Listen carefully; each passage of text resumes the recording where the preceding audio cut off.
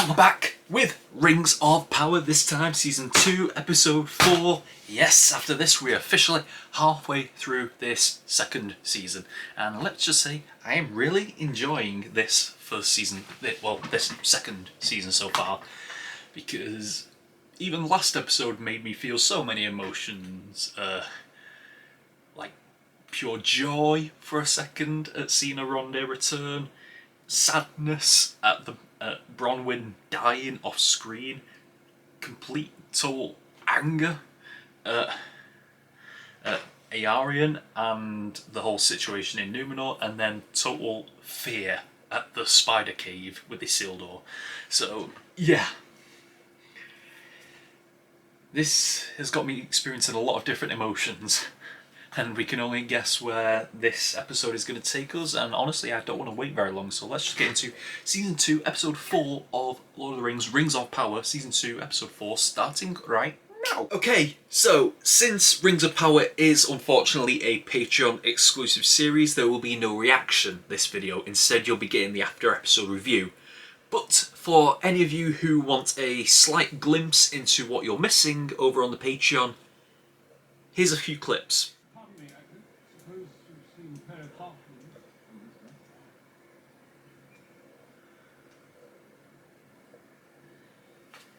I know who this is.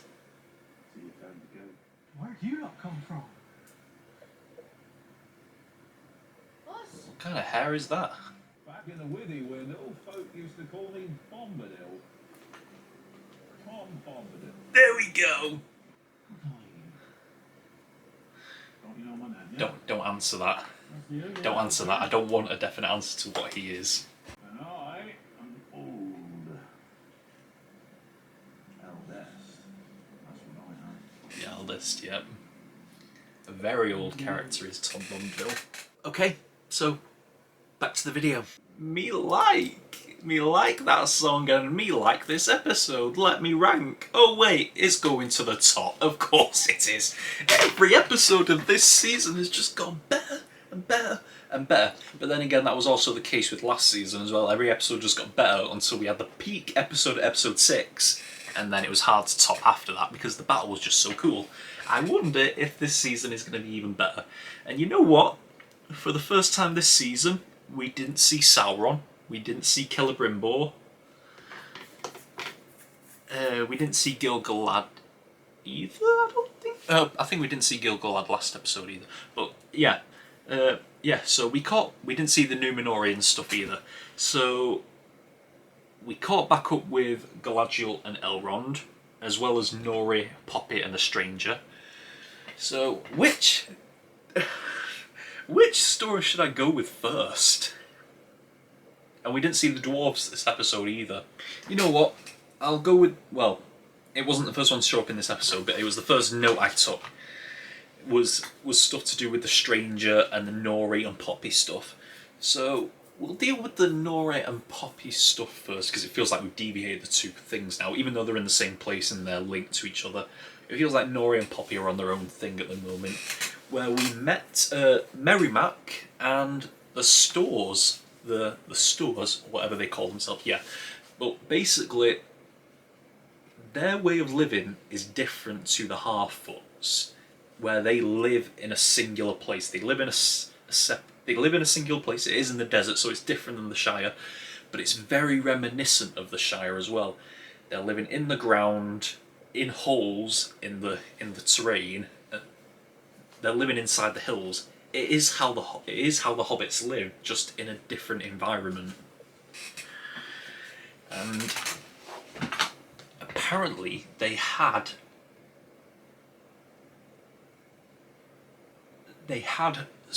one of their previous leaders his last name was Burrows, and he was obviously an ancestor of Sadok, which makes me even more sad that Sadok's not with us anymore, because at least he would have been able to spread maybe a bit of light on that situation.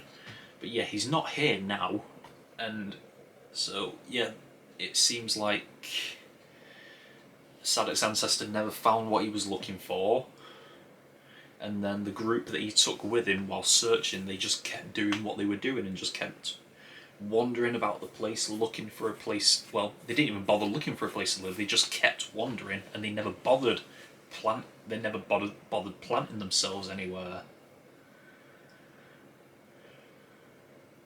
And they never found a home. So now I wonder, is it going to become Nori's thing to find her people a home, to find the stores and the Harfoots a home, and that home will eventually become the Shire? Like, there's a reason we've got this storyline with them, like, always wandering, and these people not having a real home to stay in. And and apparently the ancestor, he dreamt of, like, these places where it was green all around, there were hills, you could dig holes into the ground and families could live there. He dreamt of the Shire, of what the Shire will become, and it's going to be so exciting. It's going to be so... because this story is quite heartwarming, of, like, finding a home and knowing... because The Hobbit as well, for all that I don't like about it, it's about having a place to call home. And I love being at home, as you can tell. I've just had this entire week off work and I've not really gone anywhere. So yeah, so I love being at home, and that is a story about having a home to be in, to stay in.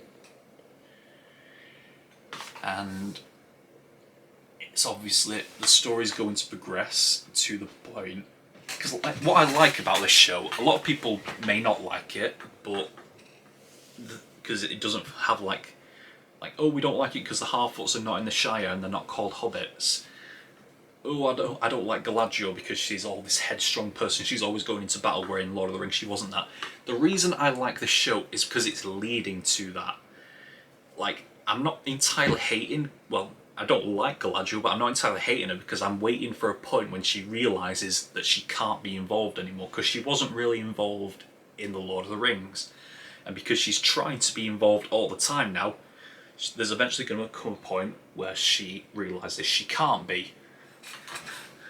So that's why I'm not completely against it. And the same with the Hobbits and Harfoots as well. Like, one half of them are wandering, the other half are staying in a desert, and it's leading to a point where they will stay in a singular place that will eventually become the Shire. And I love it.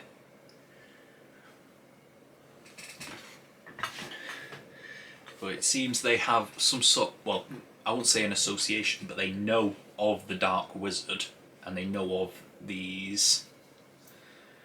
what was it, Naudrim or something like that? They know of these people with the masks on. And thankfully, the one in charge, what was it, the Groon or something like that, whatever her name was, she refused to give Nora and Poppy up. And so now we've got to see how that story progresses along. Meanwhile, on the other leg of that part of the story is the Stranger, who came across a very interesting character, a character that was not shown in the Lord of the Rings movies, even though he was part of the books. But it's a character who's finally made his way to Lord of the Rings media, is Tom Bombadil. And I certainly hope that they don't give us a clear clarification on what Tom Bombadil is and what his purpose is, because I don't want to know that. I want to keep the mystery alive a little bit. But it's good, like, even though we don't know anything about him, I don't, like with everything else in this show, I don't doubt him. Like, he's the only person I'm certain is not evil, really. He just had this presence about him, and it was a good actor to choose as well, because I didn't feel any hint of malice from him whatsoever. Like, even when the Stranger was challenging him on certain things and, like, asking questions, I didn't feel like, oh, he's going to get angry here. It was just a very calming presence to have on screen. And that's a good thing, that's a good thing. He is going to teach the Stranger, I'm guessing. Like, I'm heading further and further to believing it's Gandalf. I'm pretty sure it's Gandalf. I'm like 90% sure it's Gandalf at this point. But it's leading him to learning what he will be. So yeah, I do like Tom Bombadil a lot, and he was also talking to the tree at the beginning, the one that swallowed up the stranger. He was talking to the tree and he said the exact same words that Treebird said to the trees that swallowed up Merry and Pippin in Two Towers. I'm very, very excited about Tom Bombadil. And also the Dark Wizard is hunting for the stranger as well. He's gonna be looking for him. And I just get a very Saruman vibe from that guy. I don't know, something just screams Saruman to me, even though he's got dark hair and not white hair. Something about him just screams Saruman to me. I mean, he's no Christopher Lee, but then again, who is? A story I'm excited to see progress. We also had the Eronde, Theo and Isildur stuff. Hunting in the forest for Theo. Estrid's cover was blown a lot faster than I thought it would be. I did not expect her cover to be blown so fast, but Eronde, right on it, didn't miss a beat. And he immediately uncovered what she was trying to do. Oh, I don't know what she was trying to do. But you know what? She proved her worth, at least for the time being, when she she kind of saved Eronde and Isildur from whatever the hell that thing was, what supper was, because that's apparently what Eronde is going to call it. That was quite a funny moment, I'll agree. That was quite a funny moment, because you don't expect that kind of humour outside from Eronde. He's a very serious character. Ents. Fucking Ents. And yeah, a little callback when the Ent asked Eronde, have you ever used your blade to strike a tree? And yes, he had, because he had to do it in season 1 when he was captured by Adar, and the dwarf and the orcs were refusing to dig their trench around the tree, and so Eronde had to cut it down, which is sacrilege basically for elves, because they believe that they believe in the tree life, whatever that means. So yeah, they believe in that. They believe in the life that comes with the trees, and I wonder what. I mean, so Eronde. I mean, they saved Theo. They saved the wild men, and lo and behold, Estrid's betrothed is actually a thing and not something she's just made up. And it was of course the guy who was trying to kill Theo the whole time with the wild men. Isildur, you were this close. But it was not to be. It was not to be, my friend. So, and yeah, so are we separating Eronde and Theo now? Are we separating the two of them? Apparently he's Lord of Pelagia now. And is he gonna become the healer that Bronwyn was before she died? And now Eronde is off on his own path to hunt down the orcs and maybe kill Adar. Maybe. I mean, he's a bit of a way away from Mordor, but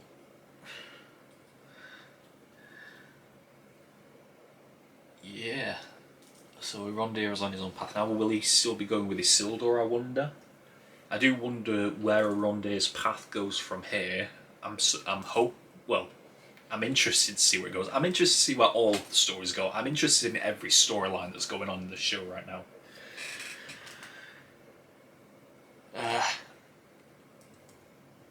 And then we've got the Galadriel and Elrond stuff.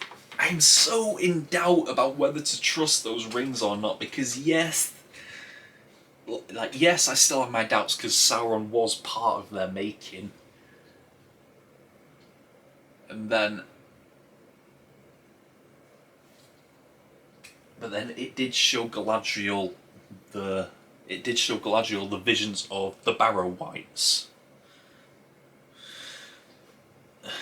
Once again, Game of Thrones and Lord of the Rings, they loved comparing themselves to each other.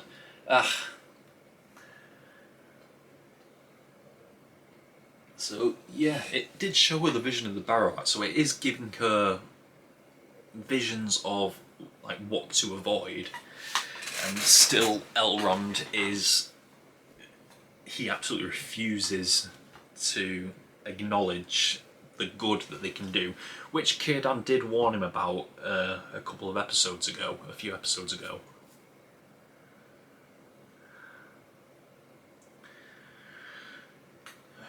Yeah, because Círdan was saying, don't blind yourselves to the good that they can do, and I feel like I'm falling into that trap as well. Because I agreed so heavily with what Elrond was doing in that first episode, and with what he said in the second episode as well. Maybe I'm just as hesitant as he is to believe in that ring, even if it can do some good. And like, we sat off with a company of 6, and we had to lose one. It had to be the black guy. We didn't even get to see how awesome he was. Because I'm sure he would have been awesome. He's an elf, of course he would be. And he had to be the one to die. Why? I thought we were past this in movies and TV now.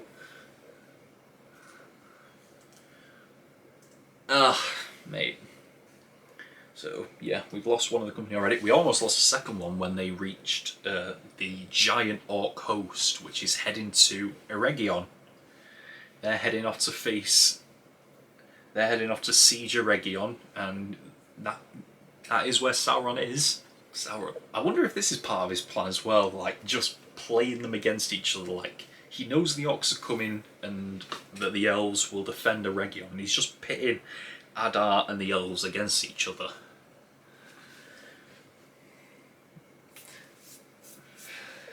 The thing that surprised me was Galadriel actually giving Nenya the ring over to Elrond and telling him to get back to London and inform the High King of it. And they're going to go back, they're going to inform the High King, and then they're going to send an army of elves sweeping into Eregion. And it's all part of Sauron's plan, I'm guessing. I mean, I imagine Sauron also wants to finish the rings before that happens, because Sauron's got a bit of a timeline here, is why he was trying so hard for Dorin to accept his offer last episode. I was thinking like maybe that's a bit. For a second, I was like, okay, is that a bit of impatience on the part of Sauron, which doesn't fit his character? But if he's got a timeline that he has to stick to with the orcs on the way, then it makes sense why he's a bit impatient in trying to get it done. So he's got a timeline that he's got to stick to because Adar and the orcs are on the way, and he can't exactly forge nine rings if the city is under siege.